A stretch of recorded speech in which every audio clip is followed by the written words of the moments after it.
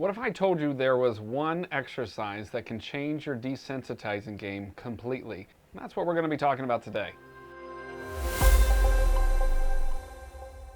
Hey there, welcome to the channel. My name is Scott Purdom, and we're talking today about the 4 steps to being able to getting your horse desensitized over anything that you pick up and can move. Now, not only are we going to go over these 4 steps, but make sure to stick around to the very end because we're going to give a 5th and final bonus step and tip that's going to take it to the next level.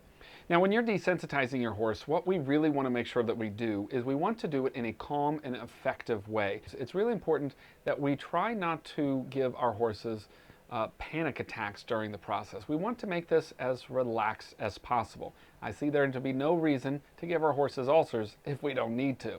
So to begin, let's talk about step 1. I have a clip here that kind of goes over this exercise with a tarp. Now, mind you, you can use anything that you can pick up and or can move. Step 1 is getting the horse to lead about 3 to 5 feet behind you. This is kind of crucial as we move through the steps. We want them to stay about that 3 to 5 foot mark. If your horse has a little bit of trouble in wanting to come up too close to you, you can always just guide them backwards and say, hey, please back away from me. Why this is important is because if you bring something that is scary to them, there's a chance that they could react negatively. What we do not want them to do is react negatively in your direction. So keeping that distance is going to be important. Step 2 becomes scary. Now, while we become scary and we start to move the obstacle around, what we're looking to do is continuing walking away from the horse. What we want to help the horse understand is that we're not chasing them, they're in fact chasing us. Now, how hard do you kind of swing the scary object? That's really dependent upon the horse and their reaction. If the reaction is quite larger, you're probably going to have a much more relaxed rhythm and much slower rhythm. If your horse isn't that terribly afraid of it, then you can kind of increase that rhythm as you're kind of watching here with a tarp. Now, what to pay attention to as we're leading away from the horse is we're going to probably notice things like the tension onto the lead rope. We're going to notice that the horse is resistant to want to go forward. And what we basically do is we continue walking away from the horse until that resistance becomes minimized, until the horse becomes more relaxed with what we're doing, until there's now less pressure on the lead rope overall. This process is going to take as long as it takes. There is no time frame with this. Make sure to spend the time necessary in order to get the horse nice and relaxed. Because if you speed through these steps, it's going to pose a problem as we, continue to progress. Now, once the horse is now leading a lot more calm, relaxed, not paying as much attention to the tarp, it's ready to move into step number 3. Step 3, turn and face while being scary. The idea of this step is now you're turning your shoulders to face the horse while you're still walking backwards and away from them. Now, when you turn your shoulders and face them, they have a tendency to think of us as being more predatory, which is why we need to make sure we continue to back up. So that way they realize that they're still the ones chasing us and chasing the scary obstacle. Now, of course, just like in step 2, we're waiting for the horse to feel more comfortable, less tension onto the halter, walking forward, more relaxed. Because it leads us into step number 4. Their feet stop, your feet stop.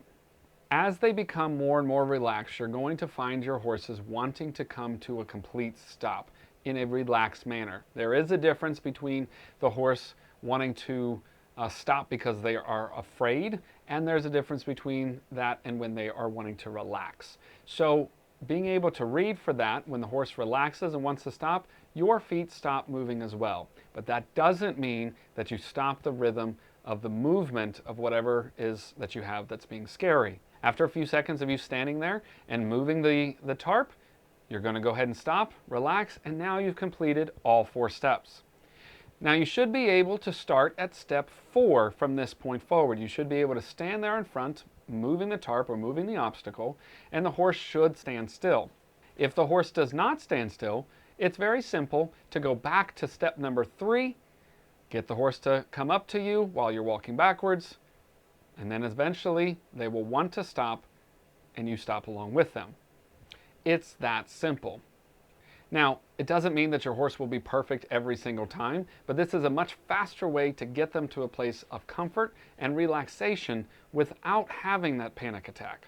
Like I said, we have one more bonus tip to getting your horse even more desensitized if you want to take that scary obstacle and be able to even touch them with it. And for this, we're going to use a method called approach and retreat. Now, it's going to be done a little bit differently here, but it's important that we go through the first 4 steps so we help the horse understand that the obstacle that we're using isn't so scary as it's moving all around them. As we approach the horse with the obstacle, we may find their barrier where they say, I don't want you any farther. And that's okay. The moment you find that, instead of retreating all the way back, what you're going to go and do is you're going to go from one side to the other. And you're going to bring that obstacle to the other side. The moment you find that barrier, you retreat, going back to the other side. You're going to basically switch side to side with the obstacle until you gradually get closer and closer. As you get to the point of you touching the horse, you bring the obstacle towards their shoulder, you touch the shoulder, and go and retreat to the other side. By doing this very quickly, you don't need to be able to stick to one side to desensitize it completely. By taking your body away, what it ends up doing is it makes them think that overall it wasn't that scary, wasn't something that they had to panic over. So continuously changing sides breaks down their mindset that thinks that they're going to continue being overstimulated. Over time, you're going to be able to get up to the horse, touch the horse, and be able to work down the body until the horse is the most comfortable with being able to be touched with a scary object. Now that you understand that, if you're looking to take your horsemanship to the next level, make sure to check out this video. And while you're at it, make sure to click like and subscribe, and we'll see you on the next video.